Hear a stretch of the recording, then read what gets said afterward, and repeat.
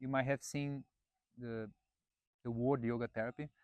It became more popular nowadays, which is basically the more individualized approach, or the more, let's say, directed approach of yoga. Instead of a class that you have a group and you give a general experience, yoga therapy will be more, okay, you maybe need something, you might need something for your body, or maybe you need something for specific for your mind.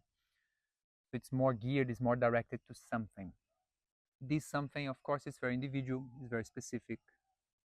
So what we can discuss here in more general terms, I would say that yoga therapy, the first aspect that it wants to develop is sensibility. When I say sensibility, is the capacity to feel, the capacity to know. Every time you have sensibility, that means the experience becomes richer and the experience becomes more clear. Think, for example, of someone that has a lot of sensibility for music. Anytime that person is listening to someone playing, they will not only have a general experience, but they will know, okay, this is hard to play because of this and this and this. Or now the musician did that, and that's very special because of this and this and this. Or this melody sounds very nice because of this and this and this. And they can maybe separate the instruments. Okay, this instrument is doing this, that instrument is doing that. So the whole experience of, let's say, a concert becomes much richer, more full of meaning, more full of even joy, so more full. It's a fuller experience. Sensibility gives that. Anything that you become sensible enough to do well, that experience will be more valuable.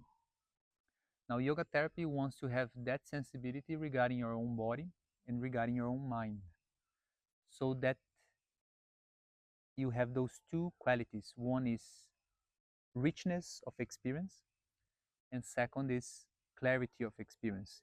In general, this pathway of yoga therapy, of development of sensibility, starts through the body.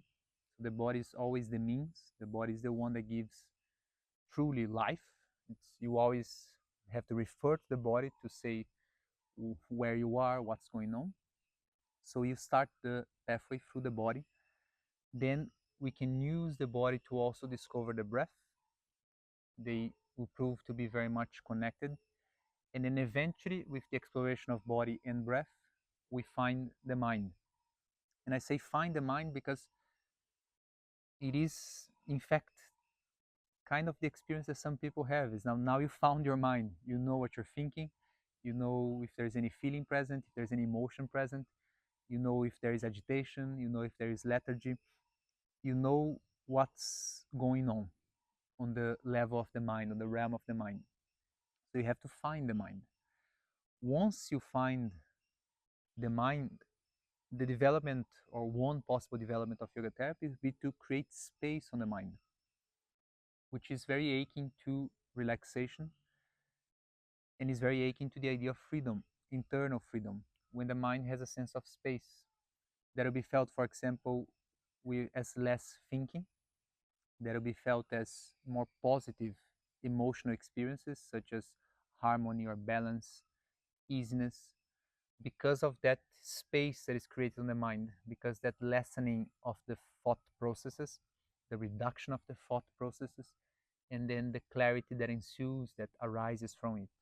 If you continue to tread this pathway of creating space on the mind, one great development of yoga therapy that you don't find that much in many practices in this world is the development of detachment and the development of the lessening of attachment to personality. There's a word in Sanskrit, ahamkara, in yoga philosophy, which literally means the I maker. Uh, this this sense that I'm always fused, or I'm always bound to my sense of personality, and we tend to replay it, to repeat it over and over, even when the way our personality is operating might not be ideal anymore for a new circumstance. So this creation of space on the mind will lessen the attachment to the I maker, to the personality. We can also trace back and think of benefits again for body and breath. Why not?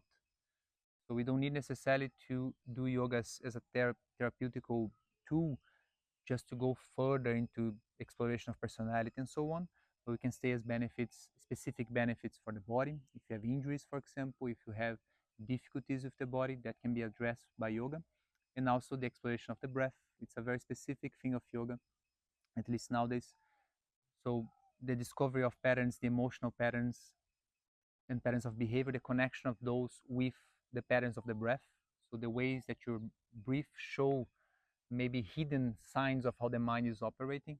Therefore, engaging with the breath, learning how to breathe, learning how to change the breath can give benefits both to the body in terms of reduction of stress of the body, but also benefits for the mind in terms of reduction of stress on the mind level.